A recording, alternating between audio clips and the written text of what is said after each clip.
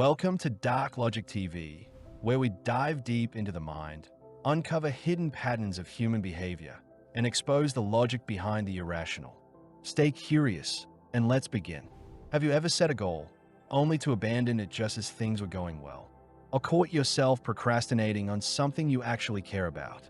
Or maybe you felt uncomfortable when life starts getting too good. That might not be laziness. It might be self-sabotage. Today we are diving into the strange logic of why we sometimes block our own success and what psychology says about it. It often starts with something called the upper limit problem, a concept introduced by psychologist Gay Hendricks. It's the idea that each of us is an internal thermostat for how much success, happiness, or love we believe we deserve.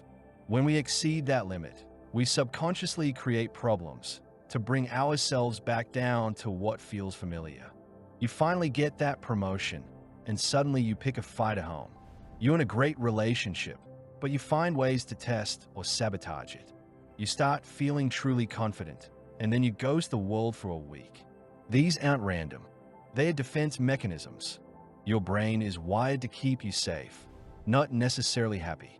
And if joy or success feels unfamiliar, it can trigger the same response as danger. Imposter syndrome plays a role too. When people achieve something they don't fully believe they earned, they fear being exposed as a fraud. So instead of celebrating, they shrink, they hide, they over-prepare, or they freeze up. Another factor, fear of responsibility. Sometimes, succeeding means being seen, being accountable, having more to lose. So we hold back, not because we can't, but because part of us fears what comes next. There's also the weight of identity. If you've always seen yourself as the underdog or the struggler, success might feel like betrayal. It challenges the story you've been telling yourself for years, and that story can be hard to let go of. Let's take a look at a real-life example. A musician finally gets signed to a label. His lifelong dream is in front of him, and what does he do? He shows up late to recording sessions, misses deadlines, starts doubting his new material, not because he's lazy, but because some part of him believes he doesn't deserve to be there. Another story, a writer gets a viral article. Suddenly everyone's watching. Her next piece, she never finishes it. She tells herself she's just busy, but really, she's terrified that lightning won't strike twice. So she protects herself by not showing up at all. And self-sabotage doesn't just happen in creative work. It shows up in health. You start a workout routine, feel great, and then binge for 3 days straight. Or you build momentum with a good sleep schedule, and one night you stay up until 3 a.m., knowing how bad you'll feel. Sometimes we sabotage because we associate success with loss. If I grow, will I leave people behind? If I win, will they resent me? We internalize the fear that love is conditional and that doing too well might cost us connection. The roots often trace back to childhood. Maybe you were praised for staying small, quiet, helpful, never too much, or punished when you stood out. So now, success feels unsafe. Being seen feels dangerous. Even if logically you want more, emotionally, your body resists it. And here's the twist. Self-sabotage often looks reasonable on the surface. You say, I just need more time. Or it's not the right moment. You tweak things endlessly instead of sharing them. You delay your application, your post, your move, in the name of preparation. But underneath that logic is fear. Fear of change.